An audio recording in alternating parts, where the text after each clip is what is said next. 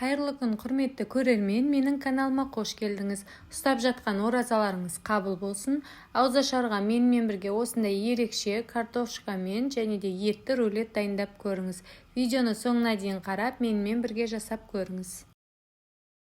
Ең алдымен формамызға осылайынан сырды теркадан өткізіп орналастырып шығамыз. Содан соң үстіне жұқалап туралған, осылай етіп туралған картошкамызды бір-бірінің үстіне орналастырып, барлық жеріне бірдей етіп қойып шығамыз.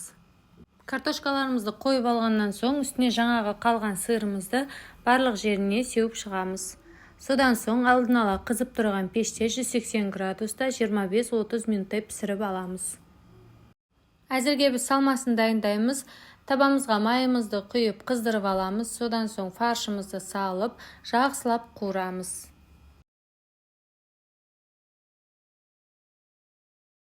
Фаршымызды жақсылап араластырып отырып қуырамыз.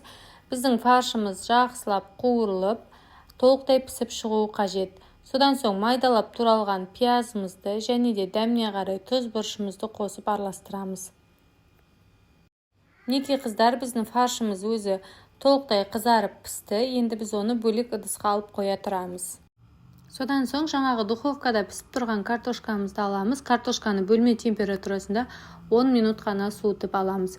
Және де пісіп тұрған фаршымызды алып, барлық жеріне біркелкі етіп жайып шығамыз.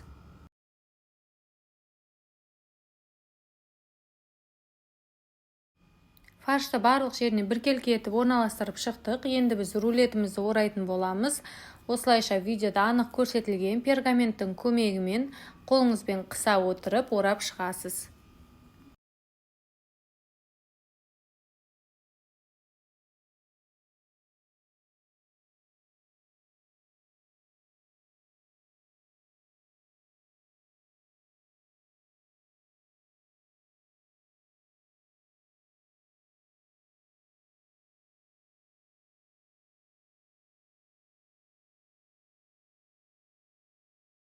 Осылайша біз рулет қылып орап алдық. Содан соң кесіп аламыз барлығын.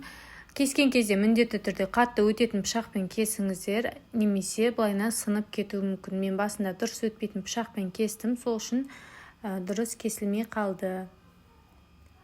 Осылайша бөліктерге бөліп, тарелкамызға салып, кез келген салат түрімен ұсынсаңыздар болады. Қасына жеңіл огурцы помидорды турап, осылай ұсынсаңыздар да болады. Өте дәмді болып шығады, қыздар. Картошканы духовкада ұзағырақ ұстасаңыздар да болады. Кішкене күйіңкіреп, әдемі болып шығады.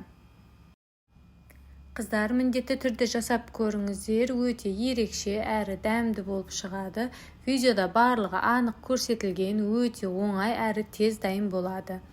Міндетті түрде жасап көріңіздер, сіздерге ұнайды деген сенімдемін. Видеоны аса лайк басып, пікір қалдырып, менің каналыма қолдау білдіріп, тіркеліп қоюды ұмытпаңыз. Оразада менімен бірге неше түрлі тәтті дәмділер жасап көріңіз. Баршаңызға рахмет.